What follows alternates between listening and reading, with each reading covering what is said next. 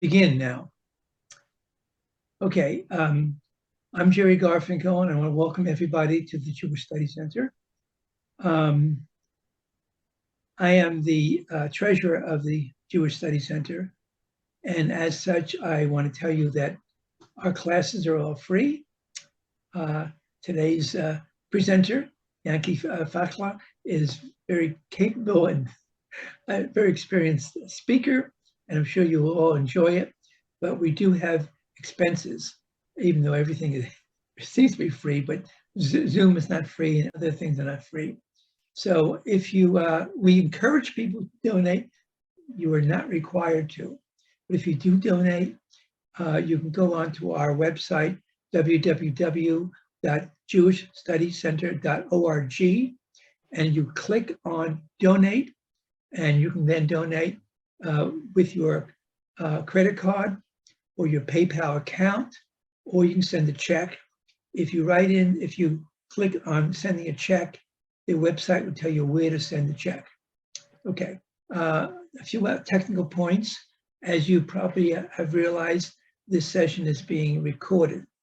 After the presentation is over, I will delete the part that starts before the presentation, and I'll post the recording on YouTube, and I'll send an email to everyone on where the recording is. Everyone who's registered, as of tomorrow, actually, will get the email about the recording.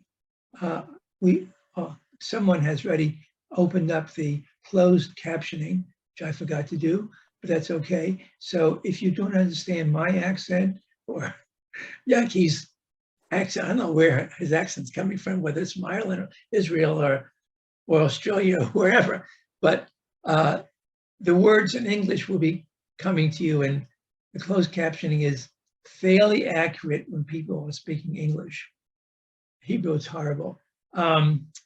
Okay, so another thing is people are muted, but we do want your questions and your comments.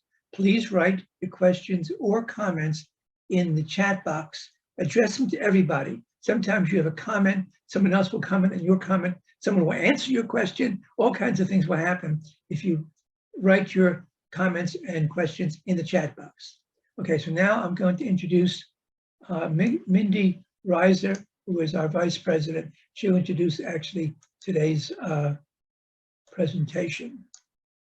Okay, Mindy, it's all yours. Okay, am I unmuted? I hope. I don't see your chin. I think you have a chin. I don't see it. Am I unmuted? Yes. All right, good. Well, okay, welcome everyone. We're delighted you decided to spend a little bit of your Sundays with us. I think you will enjoy it. Let me introduce Yanky Fachler. He holds a master's degree, and he was born and educated in the United Kingdom. And he has a life lived in several places, 30 years in Israel, and the past 25 years in Ireland, where he is chair of the Jewish Historical Society of Ireland and is on the board of the Irish Jewish Museum. So keep that in mind when you're next in Ireland. His books include The Vow, Rebuilding the Fachler Tribe After the Holocaust, 6 Officers, 2 Lions, and 750 Mules, and his recent book, Jewish Letchworth, a microcosm of the Jewish communal experience. And now you will hear directly from our speaker. So take it away, Yanky.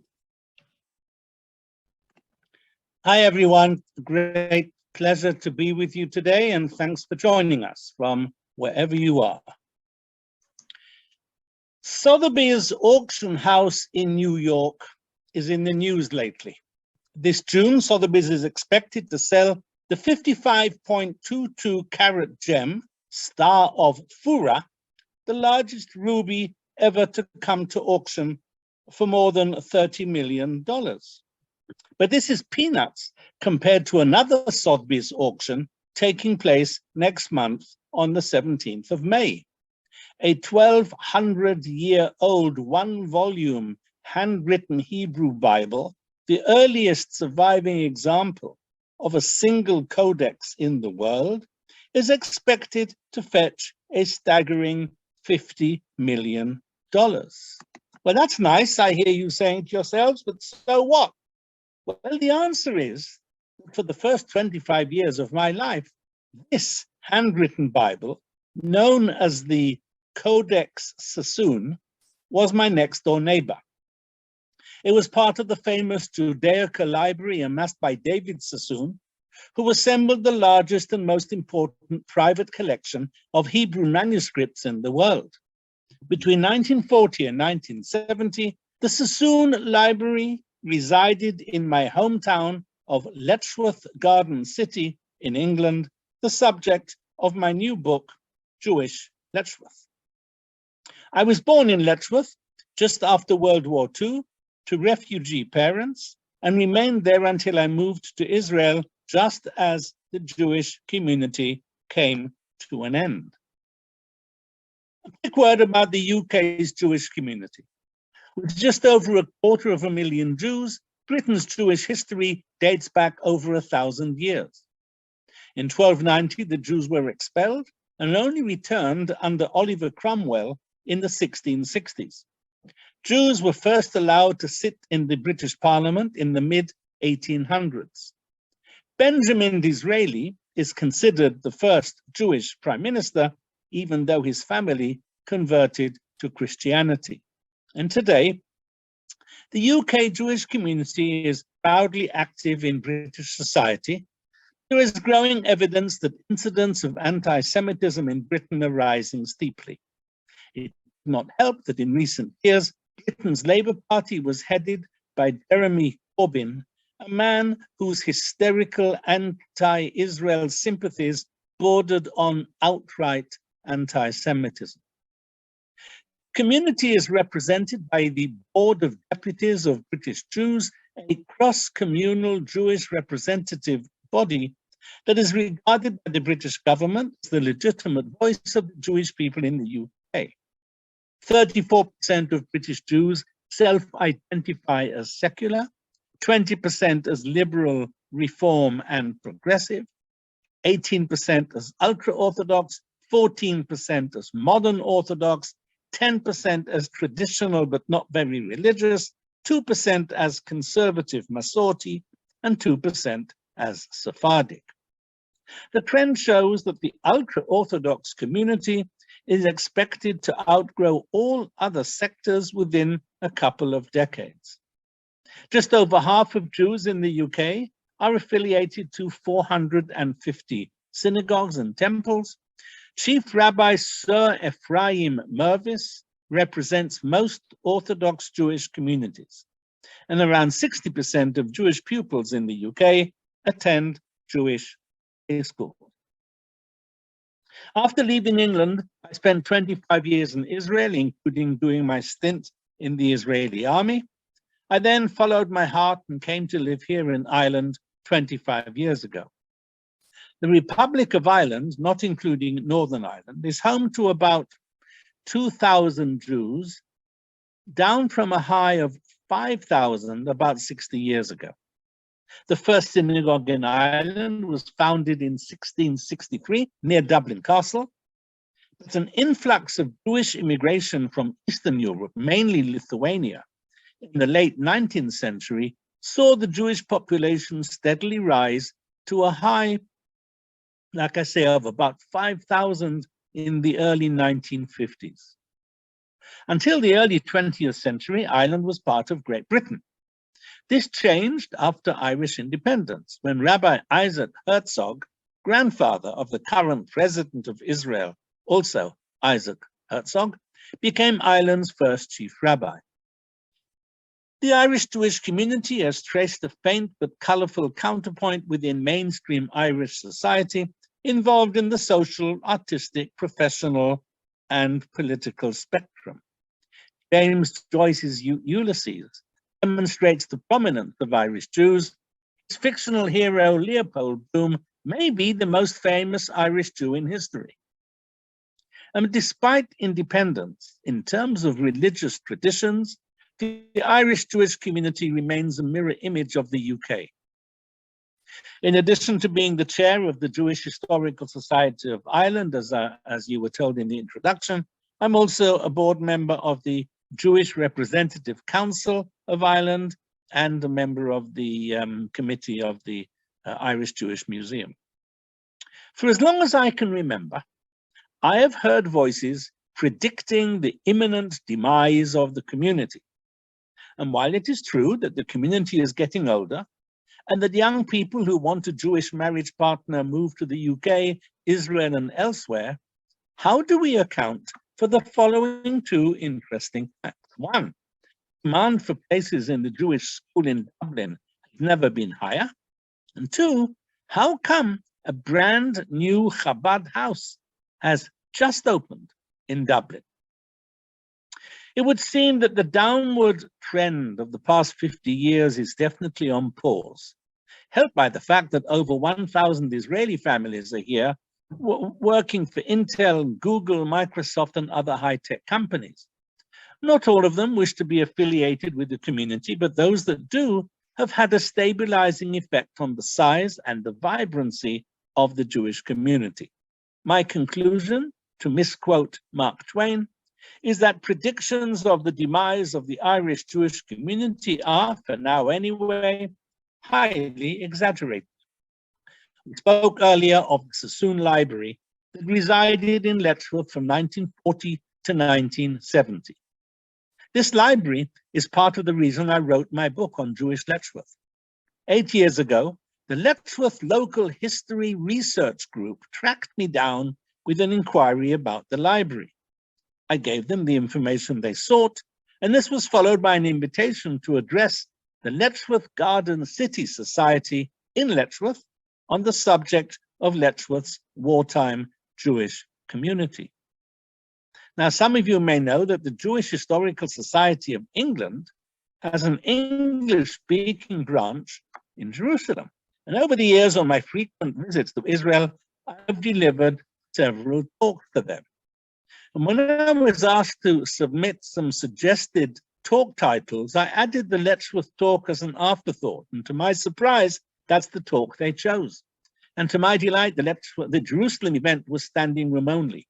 And after the Letchworth event in Letchworth itself, I received this email from the organizers.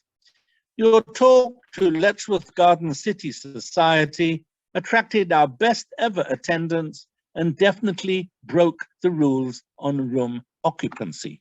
I don't think there's an extradition agreement between Ireland and England for these sort of things.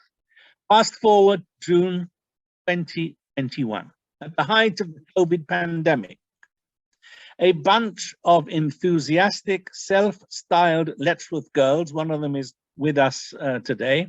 Well, they were girls when we grew up together, now they're in their 60s and 70s, decided to organize a global Letchworth Zoom get-together. The response exceeded all expectations. Following the introductory address, participants and several times shared Zoom memories of living in or visiting the unique Letchworth community. The excitement and enthusiasm that evening was palpable. An idea that had been bouncing around my head since I did the research for my Letchworth talks now occupied the foreground of my mind. Someone needed to capture the Letchworth magic in a book. I knew of several attempts in the past that went nowhere. So I published the book and I plunged into the writing. We were in COVID lockdown, so I wasn't going anywhere anyway. 3 interrelated expressions in my head as I did the work. 1, the village to raise a child. I'm getting a message.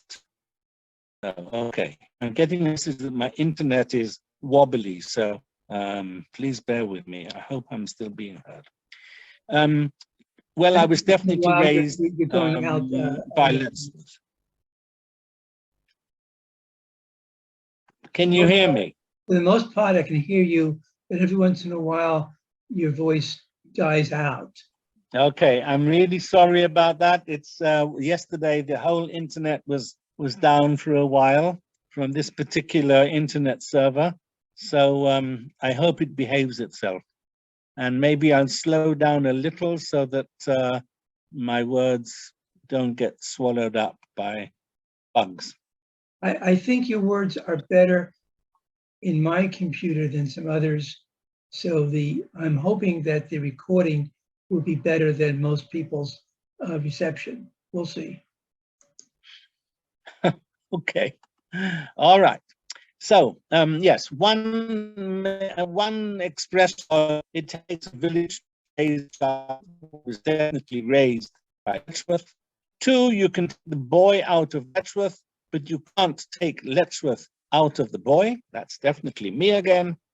And third one is Hebrew expression, Anachnu mioto hakfar, which means we're all from the same village. Before I attempt to convey what was so special about the Letchworth Jewish community, a few words about the host town. Letchworth First Garden City was founded in 1903 and based on the principles laid down by Ebenezer Howard. And to give you an idea of how revolutionary the Garden City idea was, I quote the American philosopher of technology and expert on cities and urban architecture, Lewis Mumford, said, at the beginning of the 20th century, two great new inventions form before our eyes, the aeroplane and the garden city. Towns and cities around the world were all influenced by Howard's ideas. George Orwell, the author of Animal Farm and 1984, lived in a nearby village. And when I used to decamp to the Letchworth Public Library to write my school assignments in the early 1960s, I had no idea that just 20 years earlier, Orwell had frequently cycled to that same library to conduct his research. Orwell famously claimed that Ebenezer Howard's doctrines attracted every fruit juice drinker, nudist, sandal wearer, sex maniac, Quaker, quack, pacifist, and feminist in England. Now, I can't say that I knew anyone fitting this description, but it is a fact that London's Daily Mail newspaper ran sightseeing trips to see the weird folk in the year. The story of Jewish Letchworth has three parts. The first part began in 1939, when a Jewish property developer had just completed building two parallel streets in Letchworth, consisting of 300 small terraced, 3 up, 2 down houses. And these two streets stood empty when the Second World War broke out. London Jewish families who wanted to escape from the bombs flocked to what I describe as 20 pop-up communities around London. And one of these was Letchworth. And because the developer was a religious Jew, word spread among the Orthodox community in London, and the two empty streets soon filled with his family, friends, colleagues, as well as families from the ultra-Orthodox enclave of Stamford Hill, which is why of all the pop-up Jewish communities around London, Letchworth was unique in that it was predominantly Orthodox. And some of the leading rabbis of the generation lived for a while in Letchworth, including Rabbi Dr. Isidore Epstein, Rabbi Dessler, and Rabbi Elia Lapia. I was intrigued to explore how the small population of Letchworth, about 16,000, welcomed the compulsory and voluntary vaccies. That's the name that the locals gave to the evacuees who descended on the town. My own theory is that it was a case of one set of weird residents welcoming another set of weird-looking Jewish evacuees. I'm sure you've heard the old Jewish joke about the Jewish guy who's marooned on an uninhabited desert island. And when he's eventually rescued, his rescuers see that he has built 2 synagogues on the island. And when they ask him to explain, he points at one synagogue and exclaims, In that one, I never stepped foot. Well, for a while in Letchworth, there was almost a mirror image of this joke. In scenes reminiscent of the People's Front of Judea and the Judean People's Front in Monty Python's Life of Brian, two rival Hebrew congregations, Orthodox, sprang up in Letchworth. I said that the Jewish community went through three distinct phases. Phase one ended when World War II ended, and I was born just as phase two started. Most of the Jewish families that had sought refuge in Letchworth returned to London, leaving a rump of several dozen families, including my family, who formed phase two between 1945 and 1958. Let's go back to the Codex Sassoon. You are with your Bibles will remember that when Moses encounters the burning bush, God says to him, "Put off thy shoes, for the place whereon thou standest is holy ground." In a 1966 article in Jewish Life magazine, Rabbi Dr. Tzvi Rabinowitz describes the Sassoon Library in Letchworth as the world's greatest private collection of Judaica. And when Rabbi Rabinowitz visited the library, he was reminded of the biblical verse from Exodus. He too felt that he was on holy ground. In my book, I devote several chapters to the impact the Sassoons had on the Letchworth Jewish community after they arrived with their library in October 1940. The collector David Sassoon died soon after, leaving his son Rabbi Solomon Sassoon as custodian of the library. And to give you an idea of the library, Rabbi Sassoon one day showed me an ancient scroll. And when I looked carefully, I saw that it was not a Torah scroll because it did not have the twiddly bits on the lettering. "What is this?" I asked. He replied, "It's one of the works of the Rambam, Maimonides." Naturally, I knew that Maimonides was the 12th century Sephardic Jewish philosopher who became one of the most prolific and influential Torah scholars of the Middle Ages. I made the necessary sounds of being impressed. "No, Yanky," he said, "you don't understand. This scroll was handwritten by Maimonides himself." Rabbi Sassoon can only be described as an eccentric genius. Although he was a thoroughbred Sephardic rabbi, he spoke fluent Yiddish. I fondly recall clinging on to Rabbi Sassoon for dear life as I sat behind him on his motorbike as we sped between the synagogue and our neighboring homes on weekdays. One day, Rabbi Sassoon asked me, "Yanky, do you know what's been wrong with Ashkenazi rabbis for the past 200 years? I felt that this question was beyond my pay grade. For centuries, explained Rabbi Sassoon, Ashkenazi rabbis have been so rigidly inward-looking that they failed to find a shared common language with many members of their flocks, especially the younger generation. And if someone was not fully observant, the Ashkenazi rabbis shunned them and wanted nothing more to do with them. But it's never been like that in our Sephardic community. Our rabbis accept and embrace everyone, regardless of their level of observance. Our rabbis prefer to emphasize communal unity and family ties rather than fanatic observance. In return, because we're not judgmental, our communities have always treated their rabbis with great respect. Let me give you an example, Rabbi Sassoon continued. Last week, two totally non-Orthodox brothers from the Baghdadi community in London came to Letchworth to ask me, as the rabbi of their community, to give them a blessing for their new joint business venture. Rabbi Sassoon was, of course, referring to Morris and Charles Starchi, who were about to make their mark with their Starchi Brothers advertising empire. And Rabbi Sassoon found it totally natural that they would make the trip to Letchworth to receive a blessing from their rabbi. In my book, I write about Rabbi Sassoon's sister Flora and her husband, Rabbi Oscar Feuchtwanger, who became the official communal rabbi in the early 50s.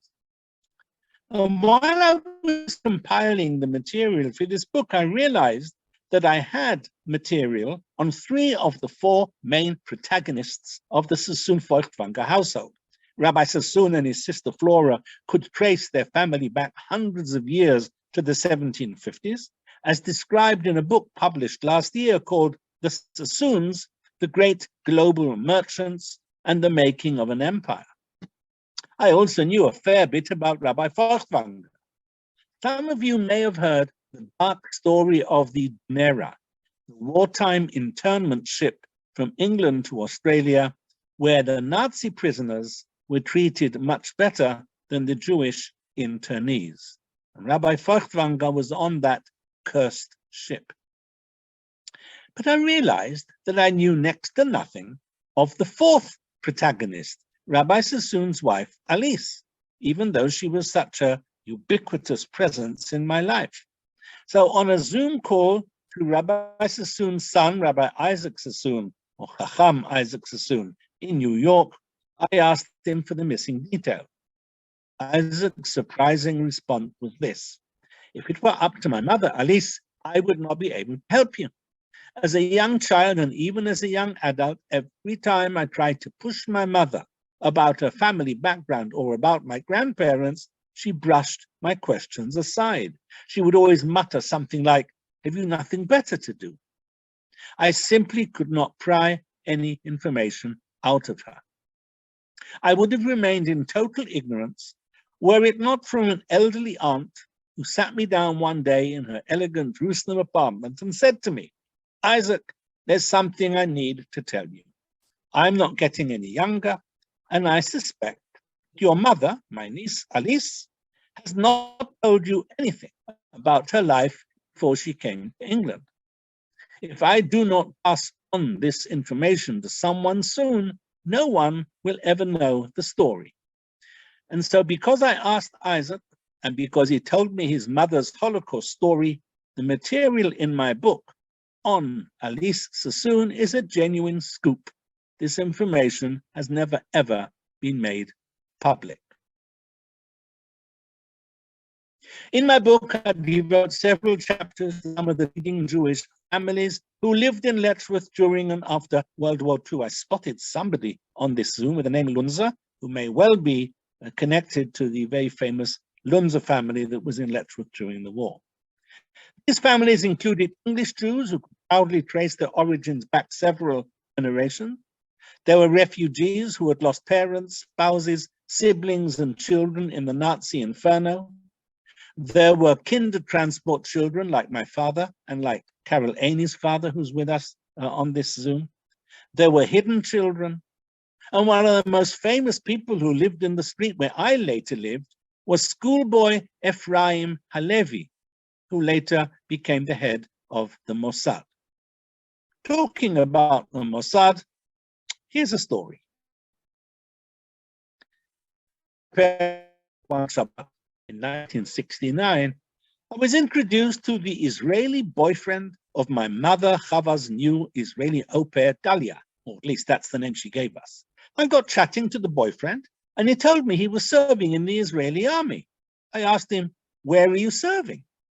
I was very surprised by his answer, "Cherbourg in France." Now that was very odd, because in my experience, serving Israeli soldiers never leave Israel during their military service. So I continued questioning the young soldier, "And what do you do in Cherbourg?" Oh, he says, "I sit on top of a hill and I look through my binoculars at the ships in the harbor." An Israeli soldier who spends his week sitting on a hill in Cherbourg and spends his weekends in Letchworth? All very bizarre. All became clear a few weeks later when the international media broke the story that 5 missile boats had mysteriously disappeared from their Cherbourg shipyard on Christmas Day. They'd been ordered and paid for by the Israeli army, but French had placed an embargo on them. And in a complex subterfuge operation, 80 Israeli naval officers and sailors had quietly descended on Cherbourg and spirited the 5 boats to Israel. The boats of Cherbourg became a global media sensation, and I realized that my mystery soldier was most certainly part of the disappearance of the ships of Cherbourg. He really had been looking through binoculars down on Cherbourg Harbor.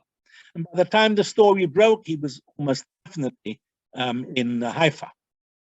Needless to say, his visits to Letchworth ceased, and Talia also disappeared at the same time, which leads us to believe that she may well have been part of the cover story and that she was not called Talia. The entire 30-year duration of the Letchworth community were religion classes attended by the children of every Jewish family. After the war, Rabbi Sassoon paid for taxis out of his own pocket to bring children, excuse me, from miles around to the classes. I like to think that his generosity was repaid when several of these children, most of them from completely non-Orthodox homes, went on to become rabbis and Hebrew teachers. Between 1951 and 1957, Letchworth even had a yeshiva, a small Talmudical boarding school, and my book describes mighty snowball battles between the yeshiva students and the local lads. Phase 3 of the Letchworth Jewish community, the last cusp, lasted from 1958 to 1971, when a handful of families, including my own, clung on in much reduced numbers. My family moved from the original estate, I now had almost no Jews left, to the other, more prosperous side of town, and we became neighbors of the Sassoon family, and our 2 families became the new center of gravity of the community. Synagogue services were held in the Sassoon home, and the Shabbat Kiddush was held at my parents' home. The community would probably have fizzled out in the early 1960s, but its sell-by date was extended by another decade thanks to a steady influx of Jewish students from Cambridge University, which was less than an hour away by train. Every weekend, students from Cambridge came to Letchworth, ran Shabbat activities for the children, found marriage partners, and formed lifelong relationships with the community. Probably the most prominent of those students was Jonathan Sachs, later Chief Rabbi, the Lord Rabbi Sachs. Anyone who has read biographies or obituaries about his lordship might have read that his decision to enter the rabbinate, he started off as a philosophy student at Cambridge, was influenced by a visit to New York, where he met 2 of the generation's great Jewish leaders, Rabbi Joseph Soloveitchik and the Lubavitcher Rebbe. These reports miss a trick. A huge influence on Jonathan's decision to become a rabbi was Rabbi Sassoon. On Jonathan's frequent visits to Letchworth, he used to hog so much of Rabbi Sassoon's time that Alice Sassoon would beg my mum to invite Jonathan to our home for meals.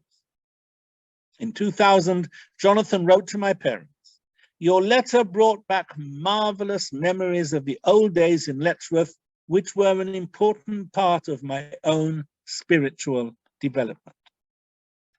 The entire Sassoon household left for Israel in 1970, and my father, the last president of the community, left for London in 1971 when he could no longer raise a minyan, a prayer quorum, on Shabbat.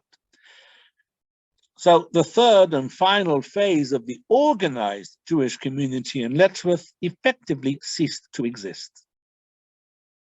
Over half a century later, many of us who lived there or visited there are still basking in its afterglow.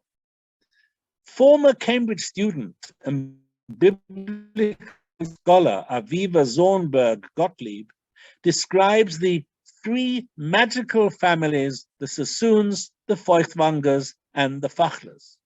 One former Letchworth resident spoke for many when he wrote, "The fact that so varied a group could form themselves in a tightly knit and coherent community says much about our life. We were Orthodox and secular. We were Sephardim and Ashkenazim. We were millionaires and working class. And above all, I recalled wonderful people. Their tolerance and understanding were without doubt Letchworth's and there will never be another Letchworth." I've been particularly gratified by the people who, like me, grew up in Letchworth. I must admit that one particularly, I can see that I'm becoming unstable again, not me, but my internet. Okay, I'm still there. All right, hang on. So I must admit that one particular contemporary of mine from Letchworth has the well-deserved reputation of being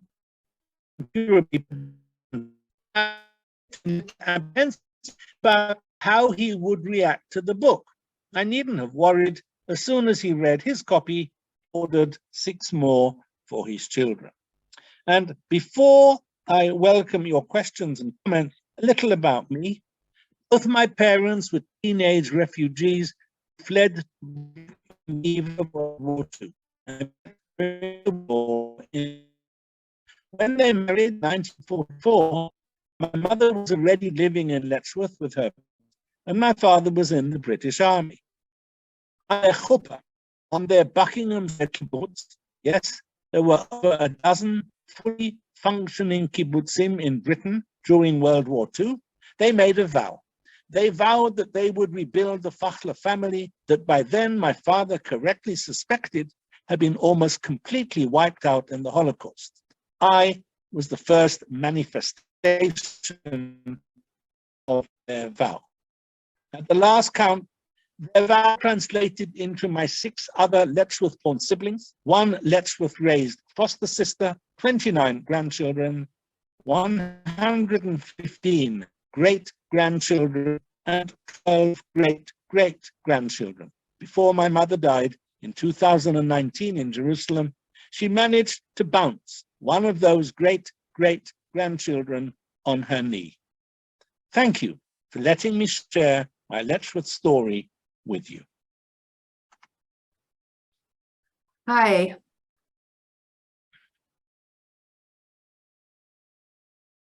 Hello? Jerry? Hello? You're on, Jerry's Mindy. Yeah, We hear okay.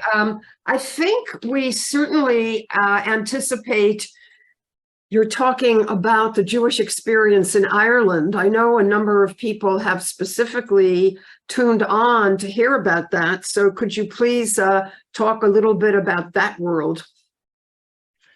Okay, well, as I say, reports of the demise of the Jewish community in Ireland are definitely premature. 25 years ago, I think it was legitimate to express a fear that within 25 years there wouldn't be a community. Well, that hasn't happened. Like I say, a brand new custom-built Chabad house just opened. Families no longer able to get their children into the Jewish school does not, for me, spell a community on its knees. So something has happened, something has stabilized, even though it's true that it is an aging community, but something seems to have been arrested in the downward spiral. Now, let me give you an example from over the water in England. In England today, there are 2 main Jewish communities, London and Manchester. Formerly, large, vibrant Jewish communities, Edinburgh, Glasgow, Cardiff, Leeds, Liverpool, Birmingham, and other places, they're all on a sharp downward spiral.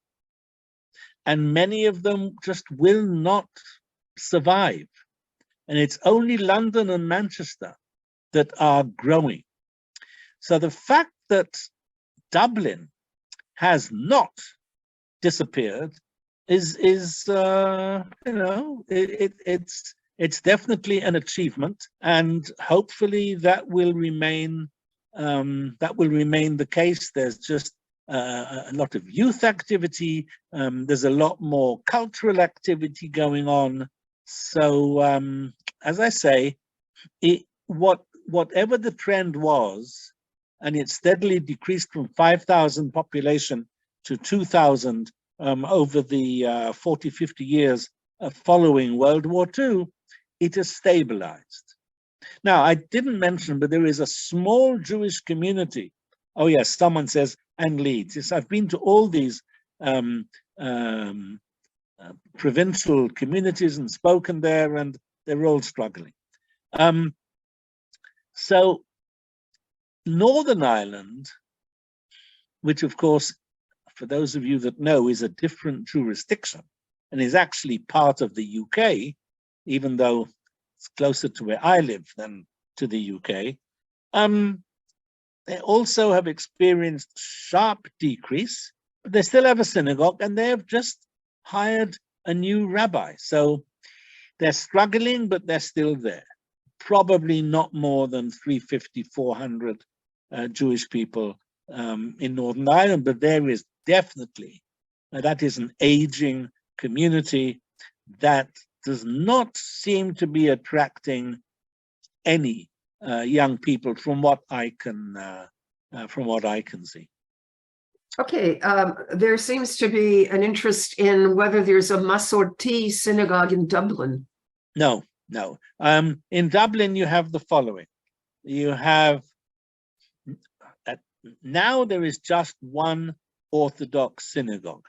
There were several more, and following amalgamations, including a very recent one, there is now one main Orthodox synagogue in Dublin and a liberal, progressive. Last week it was announced in England that progressive and liberal and reform are amalgamating, and there's one synagogue like that in Dublin. I would say that in Ireland, there's probably about maybe 400-500 people who are openly affiliated to the synagogues in some form, and probably another 500 or more that aren't. And that's probably the same problem around the world, that there are lots of people who want to be affiliated with a Jewish community, but do not want it to be in a synagogue setting. And that, of course, is a problem when your community doesn't have many options. But no, there is no Masorti synagogue in Dublin. Okay, a couple of questions. Someone wanted to know, you said this, but say it again, please, where your parents were originally from? Both my parents were born in Germany. My father in Berlin. He was what you would call an Ostjude with Polish parents. And my mother was born in Frankfurt. Her real family were pseudo West Jews, but I know that their origin was also in the East. And they both arrived separately as teenagers in 1938 and 1939. My mother with her family, my father with his sister, who at 96 is still alive and very active in Jerusalem in speaking at Holocaust events and other events. But he lost almost all his entire family, my father. And I mentioned earlier, before we started, that I've just come back from Australia. I was attending a bat mitzvah of a family member whose great-grandfather was almost the sole survivor from the entire Fachler tribe. And I always say that after the Holocaust, distant family becomes close family. And so I made the journey out there to celebrate the Simcha with them. Okay, maybe I am missing something, but it's not yet clear to me why the Letchworth community totally diminished and essentially disintegrated. Because it, like 20 other pop-up communities like it, it really only, its raison d'etre was to get away from the bombing in London. Mhm.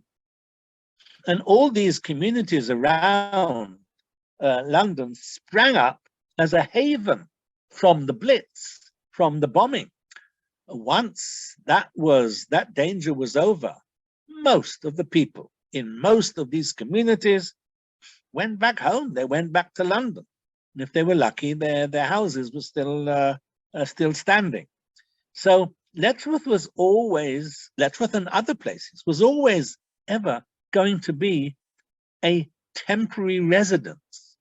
The miracle of Letchworth is that it lasted so long, not so short. In other words, it, like other communities, disappeared after 1945. Letchworth hung on for another 12 years with several dozen families. And when they left, there were still enough people, because of the size of the Sassoon household. It was a very big household with resident rabbis and teachers and everything else, and our quite large family. So our two families held the community and kept the community going until there was no longer a minyan. The Sassoons had left a year before we did, my father did, and so it was inevitable. How did people support themselves? The Jewish community. Okay, so during the war, many of the Jews who had fled London traveled every morning on a 6 o'clock train from Letchworth to London and attended to their businesses. And there was a thriving minyan on the train. I'm not certain what the locals made of it, but this was every morning was a proper minyan on the train as it sped the hour trip into London. Inside Letchworth itself, there were some factories that were owned and operated by Jews, and there were people who worked in the factories. That were, especially during the war, when everything goes into war production. So there was a uniform factory, and there was a glove factory, and so there were kosher shops, and so most of the people in the second wave had businesses that they could operate almost remotely from Letchworth, even if the main business was London. Once the second phase left, then you're left with just a handful of families, like I say, the Sassoons, our family, and a few others that were quite happy to stay, but only so long as there was some communal structure. When the Shabbat minyan collapsed, most of the families, not all, but most of the families upped and left and went back either to London and some to Israel. Okay, people still would like to know more about the current Jewish communities in London and Dublin. If you could say something about that, and also the current attraction to Manchester. Well, I'll start from the end. The attraction in Manchester is the very large and fast-growing ultra-Orthodox enclave. Ultra-Orthodox, I mean those that walk around with black hats and black coats and cycles. That community is growing, and that's why the Manchester Jewish community is growing because of that sector. London, again, because people are leaving the provincial cities, then London and Manchester is an obvious place to go if you're not going to Israel or elsewhere. The London Jewish community, the biggest problem there is security. If it wasn't for a Jewish-run security organization that guards synagogues and schools in London, including armed guards, religious armed guards on a Shabbat outside synagogues, things would be very difficult. So it's just, that's the way it is, and it's not a happy situation, but unfortunately, with anti-Semitism coming more and more from Muslim or Islamist sources, much more than it ever used to, the far right and the far left, for that matter, in England are much less vocal in their anti-Israel and anti-Jewish, and they can't tell the difference, so I don't think we should differentiate, than a growing Islamist, brazen anti-Semitism. And in Dublin? So Dublin does not suffer from any real anti-Semitism. Ireland has a different problem. And Ireland's problem is that the government, the Irish government, is decidedly anti-Israel and very pro-Palestinian. Now, some elderly members of the community have felt and feel quite undermined by this. They were born in Ireland, they spent all their life in Ireland, they were educated in Ireland, and all of a sudden, the atmosphere is certainly not what it was when they were younger. Now, there's always been a strain of anti-Semitism in Ireland, partly because the IRA and the Palestinians were in bed together with arms and things like that. It's worrying. It's not pleasant to hear a lot of the anti-Israel, anti-Zionist rhetoric here, which is based purely on following the herd media stuff and very little understanding of what's really happening in the Middle East. So yeah, that's the situation at a political level. I mentioned Jeremy Corbyn.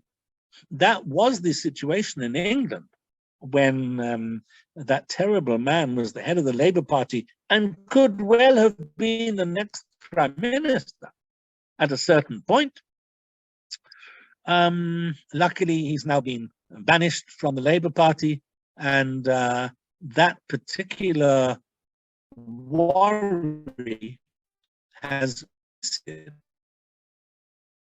some. So here's a story which you may have heard. Two elderly Jews in the 1950s are watching the St. Patrick's Day parade. Is it Fifth Avenue? I think that's where the parade takes place. Do I see a nod from anybody? Okay. And one, thank you, Judy Ruck, for nodding. One Jew turns to the other and he says, you see that little guy at the head of the St. Patrick's Day procession? His name is Bobby Briscoe, and he's the Jewish Lord Mayor of Dublin. And the other guy says, a Jewish Lord Mayor of Dublin, only in America. Somebody has written on the chat that they have met him when he came to Boston, and they were very pleased about that.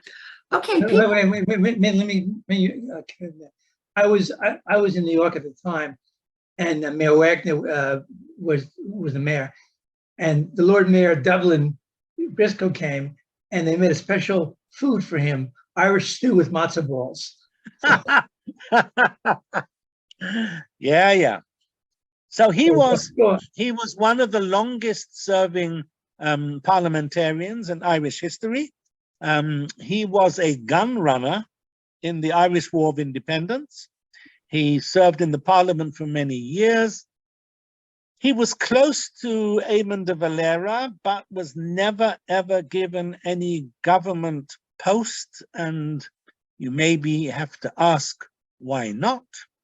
He was Lord Mayor of Dublin, and his son was also a long-serving parliamentarian and Lord Mayor of Dublin. So a family business.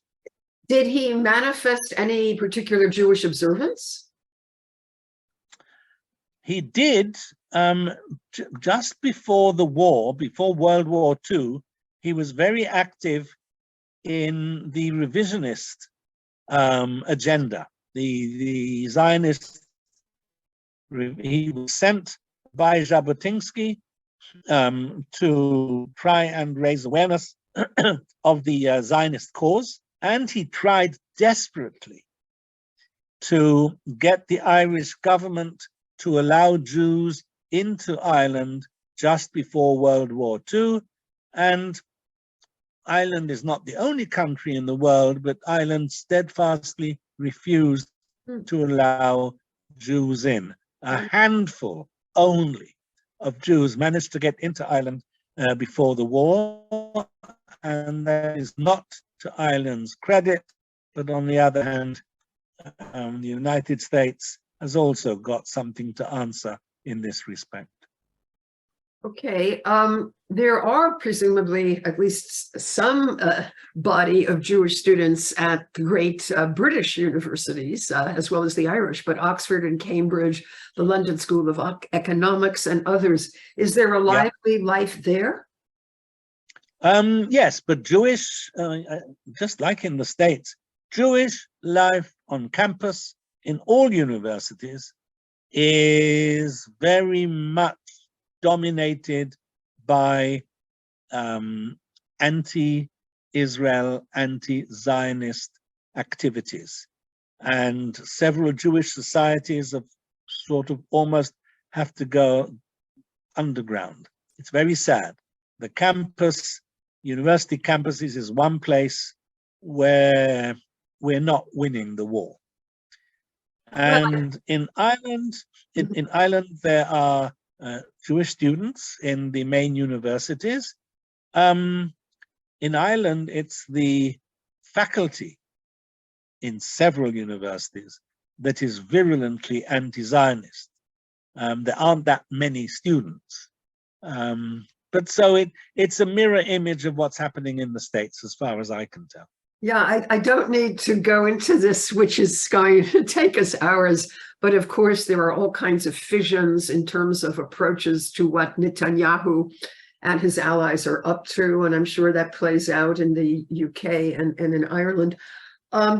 Interest, again, as well, in terms of kosher food, how this is reaching people. Okay, so let me just give an answer on kosher food. I know a little bit about kosher food because my father was a kosher butcher for many years in England. So I know something about the business. Until Brexit, the Jewish shop or the kosher corner in a large supermarket in Dublin was supplied from Manchester. Now, the flight from Manchester to Dublin is about 35 minutes. So Oh, it's a hop, skip, and a jump, okay? And there's several flights a day in both directions. Kosher food used to come in by air with the greatest of ease. Come Brexit, with all the new restrictions and bureaucratic nonsense, Manchester could no longer supply Dublin, which is EU, with kosher food. It sounds ridiculous. It sounds stupid, which it is, and ridiculous, but that's the way it is. And so Ireland now gets its kosher food from Belgium, from Antwerp. okay. Interest as well in the legendary, iconic Sassoon Codex. Did you actually see it? I didn't see the Codex, but I saw its cousins. Like I say, I saw the Maimonides, which also sold for millions, but that's a much earlier. It's now in the the Israeli National Library. The Maimonides scroll that I was talking about. Right. This was a multi-million-dollar library amassed by Rabbi Sassoon's father, and the Codex was sold for about 6-7 million 30-something years ago, and it's now coming up on the 17th of May. Watch the headlines, because they're expecting between 30 and 50 million for this incredible manuscript. Okay, Jerry, I want to see if you have any questions from your ends, and then we'll go back to our speaker for any final words he wants to share.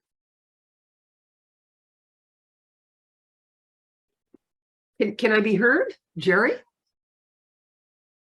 Sorry, I'm muted. Okay.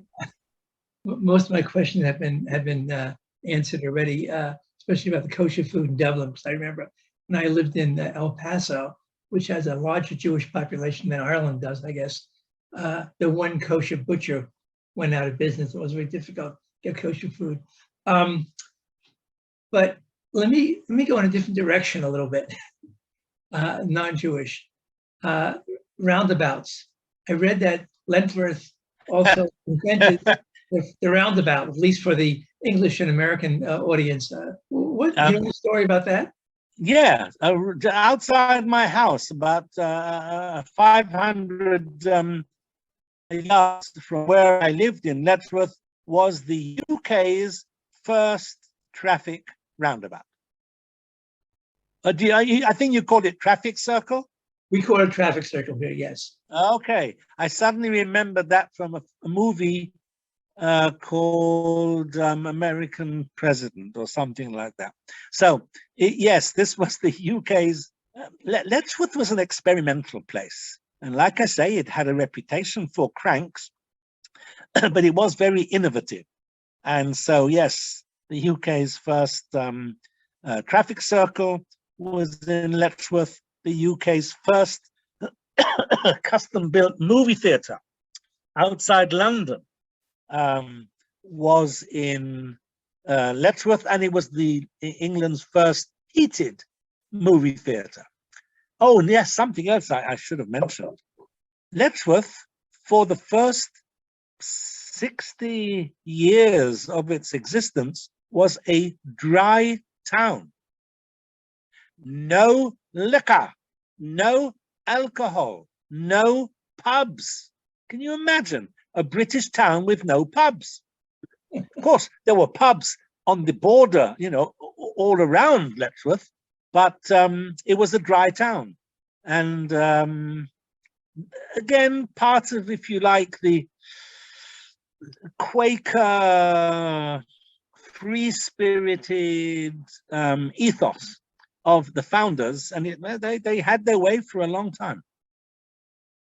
Well, you know, Evanston was for a long time, Illinois was a dry town. I think the headquarters of the I forget the name of the group that, you know, the anti-alcohol group was in Evanston. So as you went up from Chicago north to Evanston, you get more and more liquor stores.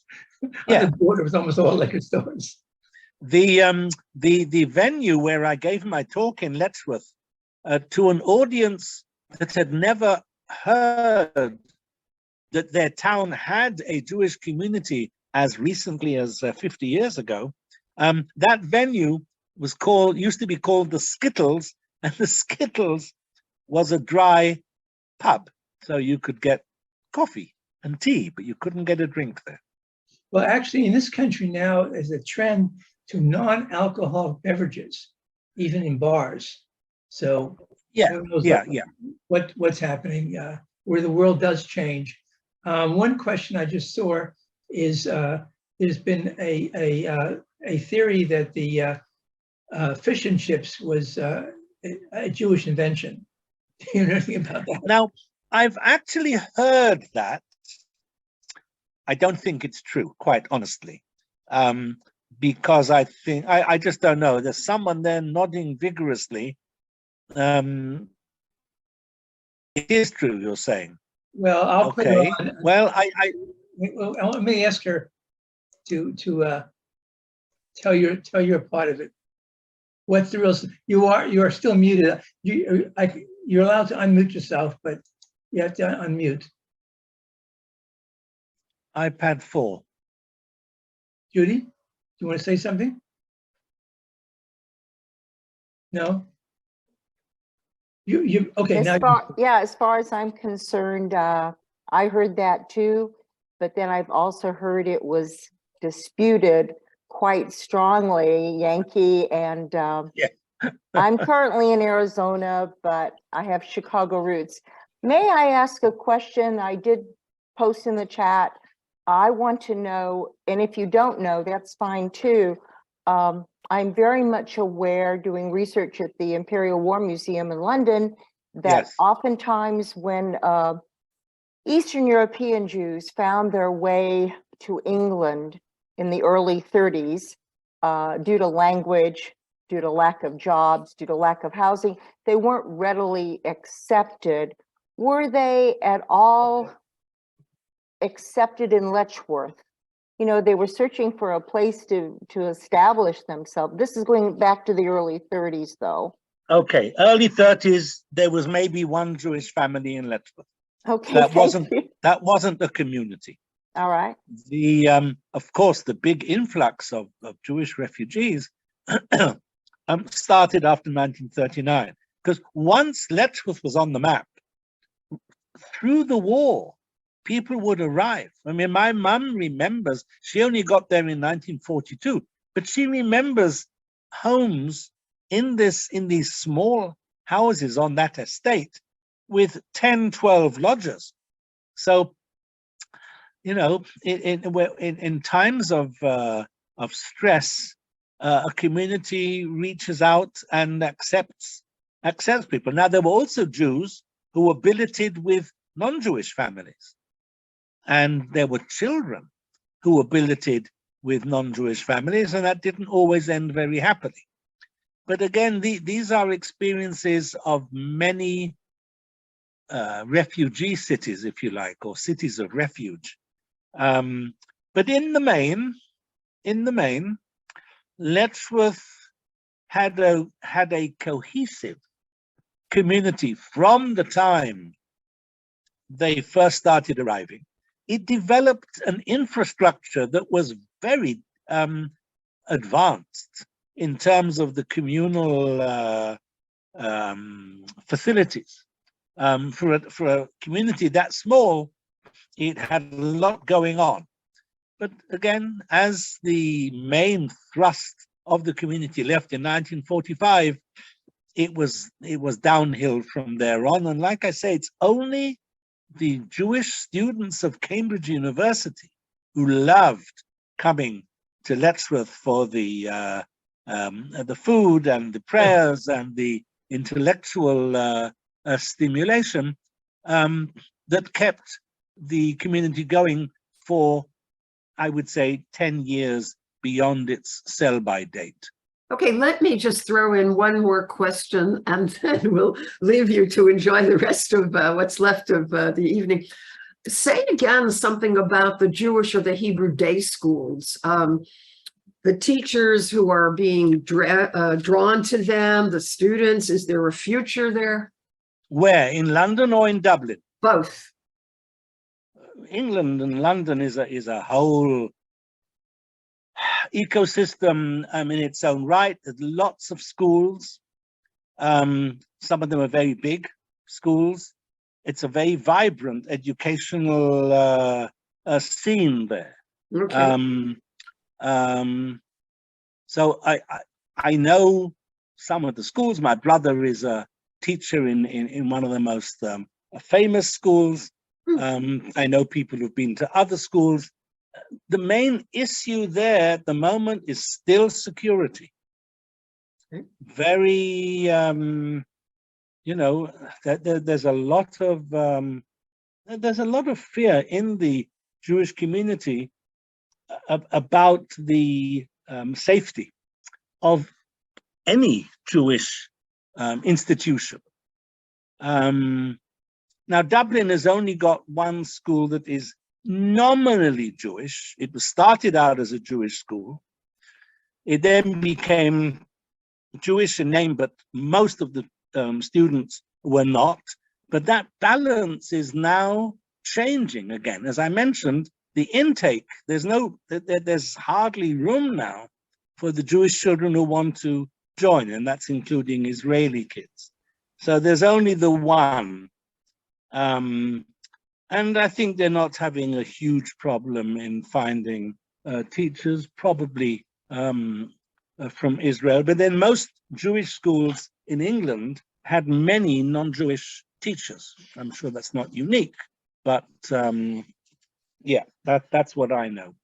Okay. Tell us how easy it is to get your book in the United States.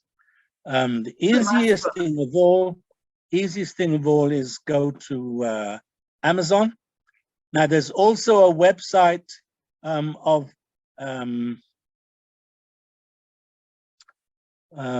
just a minute, I'm having a senior moment here. You can send it to Jerry, and we can send it out. Yeah, I just can't see the spine. Yes, it's Valentine Mitchell, VM, Valentine Mitchell, and they do have an American outlet. So if you just put Jewish Letchworth into Amazon, you'll probably find a reference to Valentine Mitchell, or go into Valentine Mitchell and you'll see the book there as well. It's only recently published, so it's still very current in their promotional activities. And I am now engaged in a whole run of talks. I'm going to England, going to Letchworth to give a talk there. They're very excited. Just one quick word. Because the Jewish community in Letchworth left no physical footprint, the memory of the community disappeared. And when I'm involved in Holocaust memorial events in Letchworth by Zoom, and they're all amazed to hear that I was born in Letchworth and that there was a community. Just shows you how quickly a community can totally disappear if there are no plaques, and they didn't own anything. The community never owned any apart from the mikveh. They built a mikveh, and at the end of the community, that house was sold, and it's either a one-person swimming pool or they blocked it up. I don't know. But that was it. That was the sole physical footprint. There were no synagogues that were built, and there was no communal. Everything took place in homes. So that's one of the reasons why the people of Letchworth, especially the Historical Society, the Heritage Society, the council, they are so eager to hear and to read to hear about my book because they just don't know. It's very interesting that there's like zero memory in the town of a community that was there till 1971. Well, that's a real service, and we're delighted we had a chance to hear from you on this. Jerry, why don't you say some final words? And I'm sure if people want to write to you, you will be delighted to respond if you want to put up an email address or something. Totally. Let me just do that. I'll give that in the email that I sent out. Thank you. Thank you. Yes, of course. No, I'd be delighted. Just a quick one. Somebody asked about burials for Jews in Letchworth, London. There was never a cemetery in Letchworth, which is again another reason why the memory went. Yeah, Yanky, send me any information, including where to buy your book. And I will. I forget what we were just talking about a minute ago. Any information at all that you'd like me to either post on our website or tell people, or both, tell people on the email I send out. So all these emails coming out afterwards usually have more information, and that would be fine. And I think, With pleasure. and it was a great, as Mindy said, besides wonderful hearing from you, but it's a good service you're doing about sort of documenting the history of Letchworth and also of your family. And let me use that as a way to get into something else, besides also thanking you, Mindy. We have another class we're kind of in the middle of. We have a 3-semester class on Jewish genealogy, which began last Sunday and will continue next Sunday, not this Sunday, next 2 Sundays. So you can register for that if people want. The last one, which is May 7th, my cousin and I will be talking about our own family research. So, you know, understanding about families and where they come from is often very interesting. Sometimes important that people, you know, don't have these physical records of things. And tomorrow evening, Jerry, I'm addressing by Zoom the Great Britain Jewish Genealogical Society. Great, very nice. Great. The only classes we have right now on our website are the upcoming ones, are the ones I'm talking about, the second 2 for the Jewish genealogy. By the way, if you register for that, you'll also get a recording of the first session and some information for the first session. But I'm about to put on the website a class we're going to have the end of next month with Michael Strassfeld, who people may know that he and his then wife Sharon were the 2 editors of all 3 volumes of the Jewish catalog in the 70s, which was a pretty big thing for the Jewish community. So anyway, thank you again, Mikey and Mindy, and there's lots of good questions people asked, and the number of people who came was much larger than I was expecting. So it was, and people, I'm sure, very much appreciated your talk. The only problem was your network was weak, so there were some problems there. But except for that, everything was fine. Okay. Shalom, shalom. Shabbat shalom. Thank you, everybody. Thank you. Bye-bye. Not Shabbat shalom, but bye-bye.